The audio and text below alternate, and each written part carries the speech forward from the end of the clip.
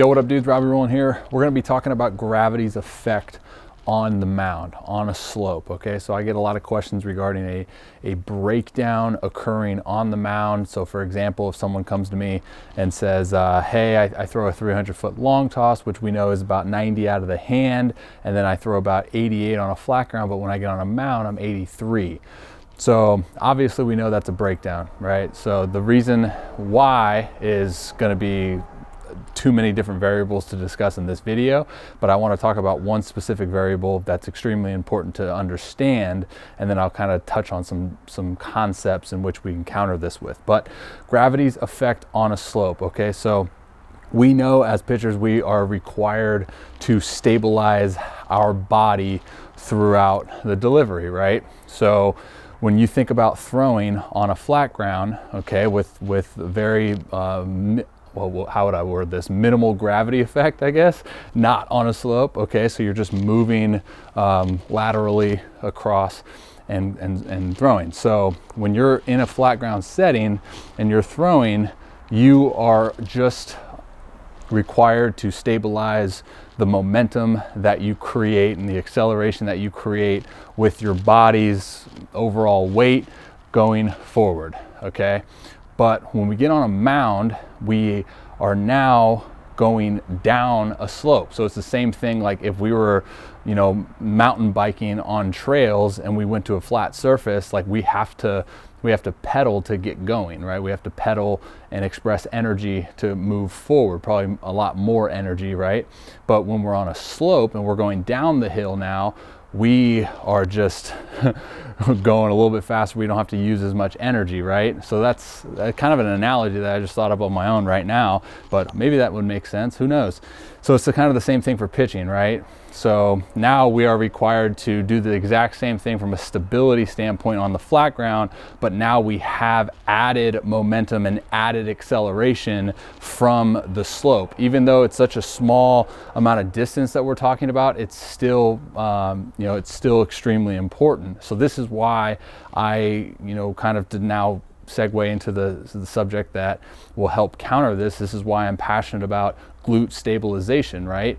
So now that we have the added energy, so let's just call the acceleration and the momentum and the force that we're applying, let's all call that just energy, right? So now all of that energy that's required to be stabilized on the slope, you know, is extremely important to now target with our biggest muscle of the body, right? So a lot of people who struggle with that mound breakdown, we see kind of one or two things. One, they don't have the hip hinge movement pattern or that corkscrew movement pattern to actually be able to stabilize in their glutes, right? To control center of mass of your body and really load into that glute. They don't have that movement ability. It's a motor control thing. You know, they're more wanting to squat and take their direction forward. And then the flip side of that is they just don't have the overall strength in their glutes or in their, you know, squat pattern to be able to stabilize that. So we talk about that unauthentic versus authentic stability, right? So if you go into your drive coming down from your leg lift, right? So all of the energy now that's required to be stabilized, it's a lot of energy, right? It's a lot of force going down into a single leg.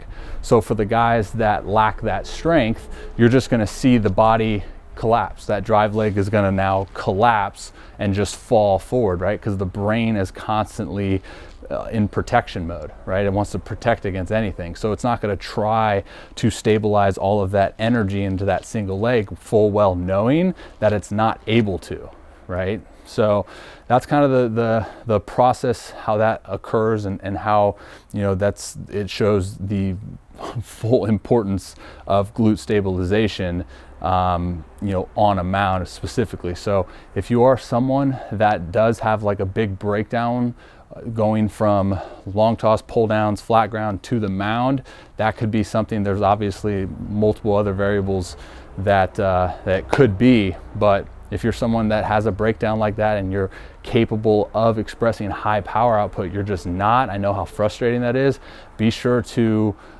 check my services out on my website, therobbyrowshow.com. Get your mechanics screened, and now you have a better understanding of where your breakdowns are, and we can put specific things in place, set specific things in motion that are now going to get you better equipped to express that power output on the mound. Cool, guys. Thanks for your time, and as always, I love you, and we'll talk soon. Bye.